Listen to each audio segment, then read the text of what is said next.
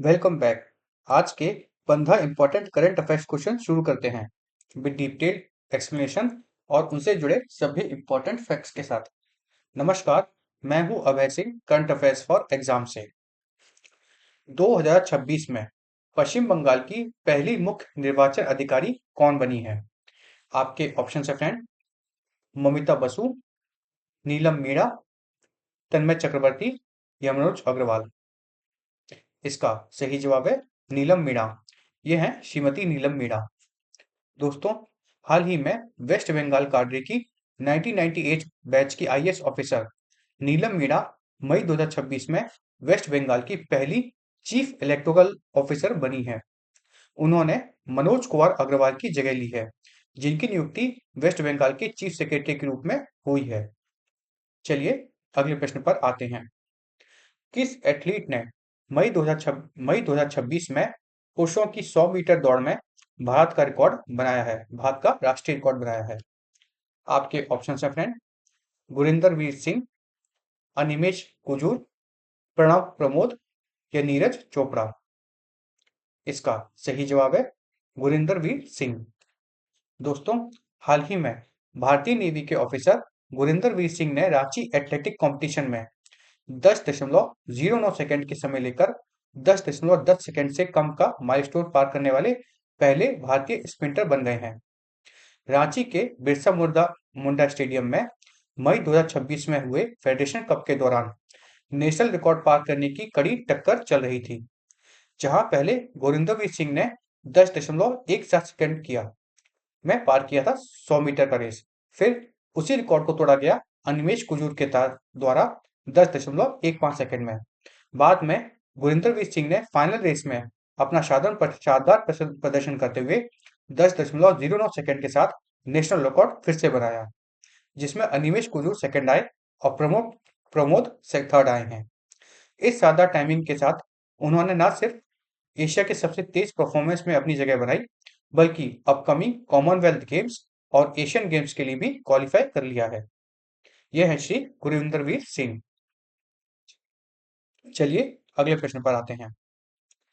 Federation cup 2026 के दौरान किस एथलेटिक्स स्पर्धा में नए राष्ट्रीय रिकॉर्ड बना है? लंबी कूद, ऊंची कूद, तिहरी कूद या पोल वॉल्ट? इसका सही जवाब है दोस्तों पोल वॉल्ट।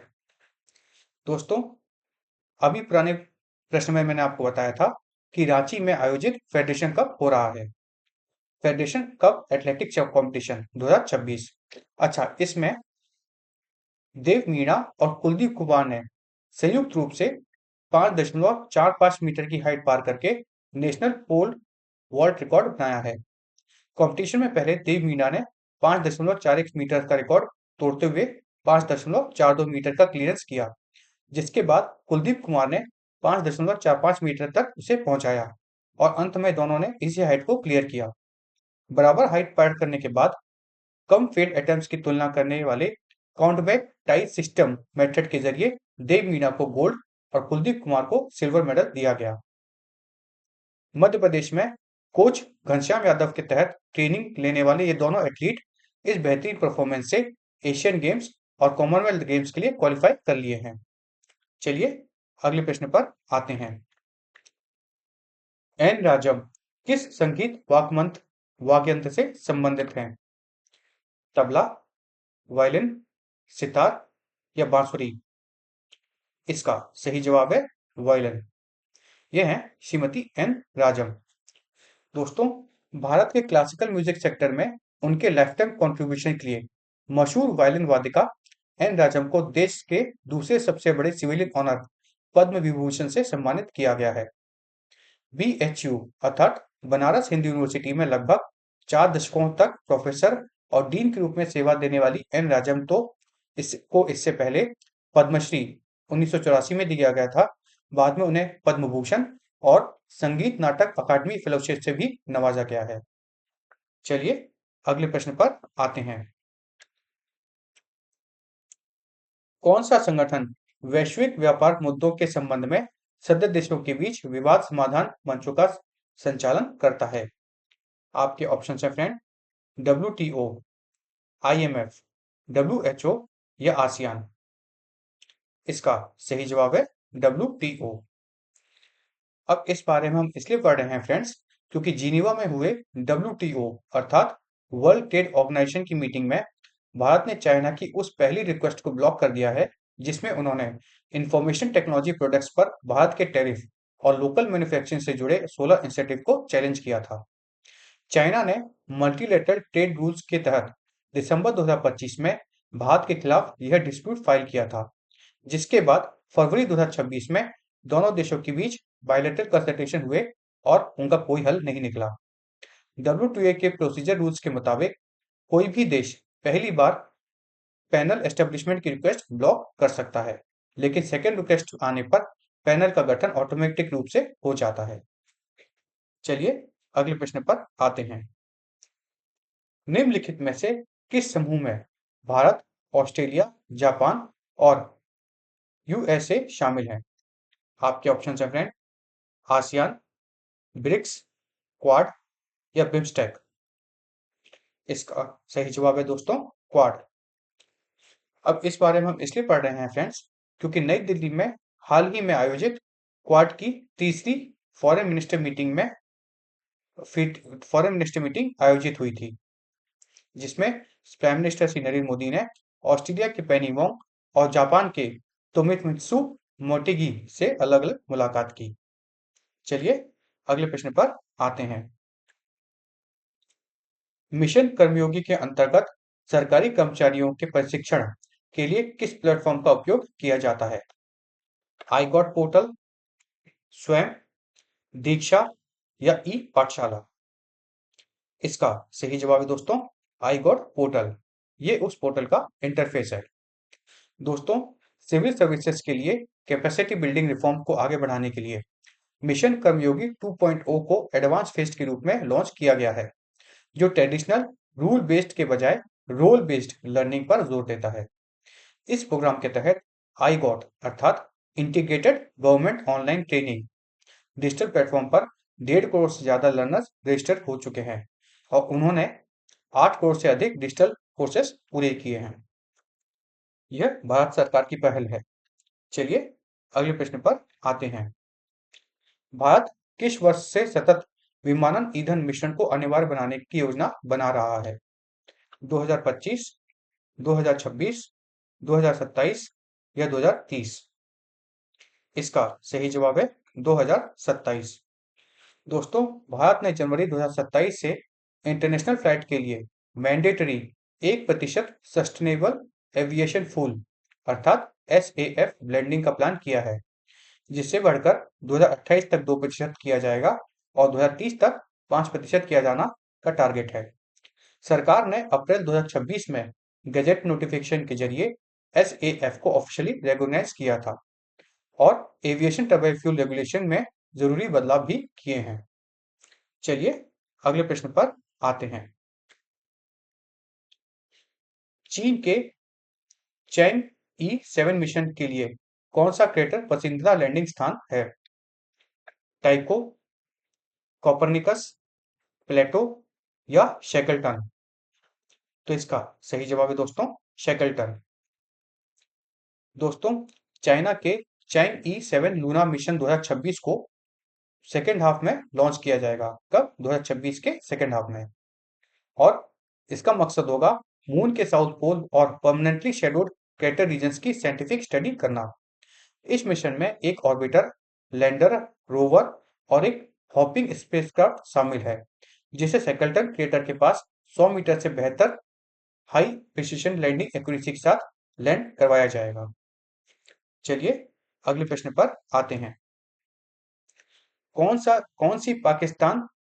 सी सेना पाकिस्तान और बांग्लादेश के साथ भारत की सीमा की रक्षा करती है? मतलब सेना का कौन सा भाग?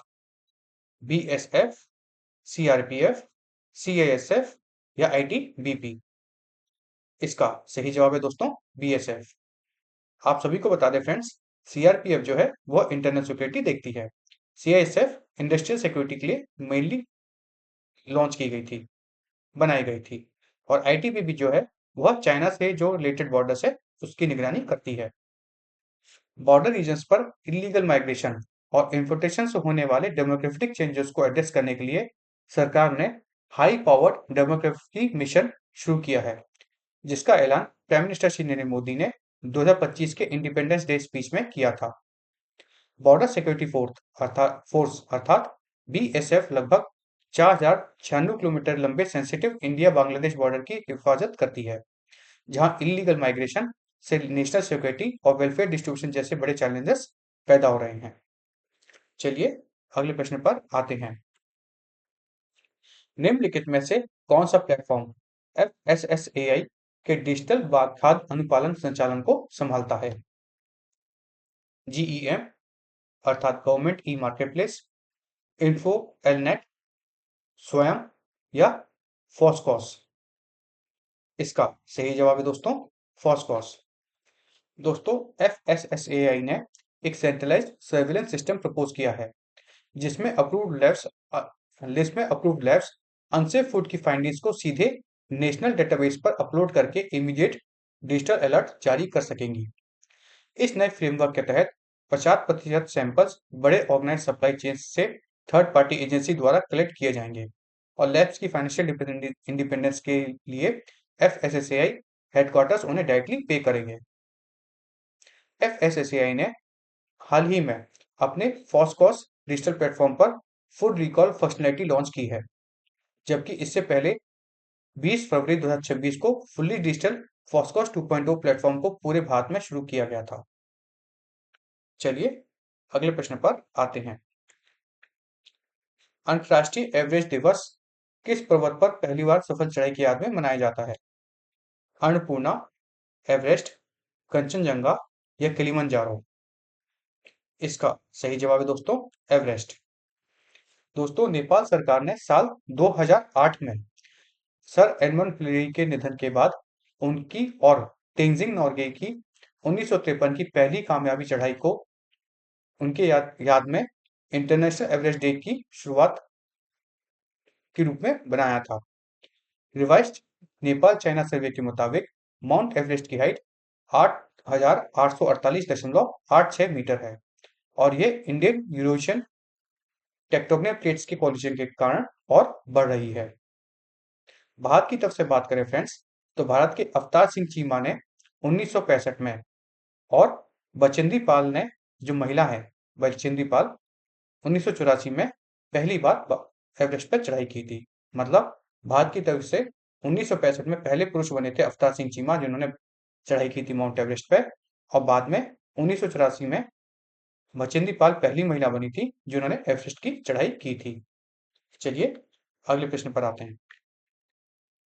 संयुक्त राष्ट्र शांति सैनिकों को अंतर्राष्ट्रीय दिवस प्रतिवर्ष किस तिथि को मनाया जाता है? 25 मई, 27 मई, 29 मई या 30 मई? इसका सही जवाब है 29 मई। दोस्तों यूनाइटेड नेशन जनरल असेंबली ने साल 2002 में international day of United peace keepers दिन की शुरुआत की थी, जो 1948 में अरब इसराइल संघर्ष के बाद शुरू हुए पहले पीस कीपिंग मिशन अर्थात यूएनटीएसओ की याद दिलाता है। इन पीस कीपर्स को उनके ब्लू हेडगियर की वजह से ब्लू हेलमेट्स भी कहा जाता है। भारत सबसे बड़े ट्रूप कंट्रीब्यूशन देशों में से एक है, जहां भारत ने आज तक 2,60,000 से ज्यादा पर्सनल्स भारत के 2,60,000 पर्सनल्स ने सेवा दी है, किसमें? यूएन पीस कीपिंग मिशंस में। चलिए अगले प्रश्न पर आते हैं। किस संस्था ने लापता बच्चों की हर शिकायत पर अनिवार्य एफआईआर दर्ज करने का आदेश दिया है? आपके ऑप्शन है फ्रेंड, सर्वोच्च न्यायालय, संसद, नीति आयोग या चुनाव आयोग? इसका सही जवाब है दोस्तों सुप्रीम कोर्ट, सर्वोच्च न्यायालय।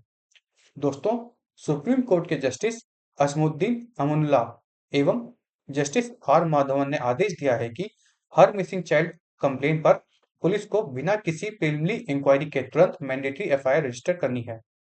कोर्ट ने नए नियम के तहत मिसिंग चाइल्ड केसेस को क्रिमिनल इन्वेस्टिगेशन के दौरान सीधे किडनैपिंग या अबडक्शन मतलब अपहरण की तरह ट्रीट करने और उनसे उसमें भारतीय न्याय संहिता के प्रोविजंस के जोड़ने निर्देश दिए हैं। चलिए अब कल का प्रश्न देखते हैं। कल हमने आपसे पूछा था, भारत के लॉजिस्टिक मूल्यांकन ढांचे में लीड्स का पूर्ण अर्थ क्या है? Logistic ease, local economy, land efficiency या लॉजिस्टिक एक्सपेंशन? इसका सही जवाब है दोस्तों लॉजिस्टिक ईज। अब इस बारे में हम इसलिए पढ़ रहे हैं फ्रेंड्स, क्योंकि डीपीआईआईटी द्वारा हर साल पब्लिश होने वाले लॉजिस्टिक बेंचमार्क फ्रेमवर्क का यह 7th एडिशन लीज 2025 है, जो स्टेट्स के लॉजिस्टिक इंफ्रास्ट्रक्चर, सर्विस रिलायबिलिटी और पॉलिसी फ्रेमवर्क का असेसमेंट करता है। इस साल पुराने 3 टायर स्ट्रक्चर को बदलकर नए 4 टायर कैटेगराइजेशन सिस्टम लाया गया है, जिसमें 59% वेटेज सिर्फ ऑब्जेक्टिव या एविडेंस बेस्ड परफॉर्मेंस इंडिकेटर को दिया गया है। नई क्लासिफिकेशन के मुताबिक एग्जाम्पल्स कैटेगरी में तमिलनाडु, उत्तर प्रदेश, मिजोरम और दिल्ली टॉप पर हैं, जबकि गुजरात, केरला, महाराष्ट्र और तेलंगाना को हाई परफॉर्मेंस कैटेगरी में रखा गया है। यह फ्रेमवर्क पीएम गति शक्ति नेशनल मास्टर प्लान और नेशनल लॉजिस्टिक के पॉलिसी के मुताबिक है, जिसका मकसद लॉजिस्टिक कॉस्ट को कम करके ग्लोबल मार्केट में भारत की एक्सपोर्ट कॉम्पिटिटिवनेस को बढ़ाना है। चलिए अब कल के लिए प्रश्न देखते हैं। कल के लिए हमारा आपसे प्रश्न है, उच्च शक्ति वाले माइक्रोवेव सिस्टम किस हथियार श्रेणी में आते हैं? Direct energy, ballistic missile, cruise missile या न्यूक्लियर वेपन? इसका जवाब आपको कमेंट सेक्शन में देना है फ्रेंड्स। और अगर आपको आज का सेशन फ्रूटफुल और इन्फॉर्मेटिव लगा तो लाइक शेयर सब्सक्राइब अवश्य कीजिएगा। धन्यवाद।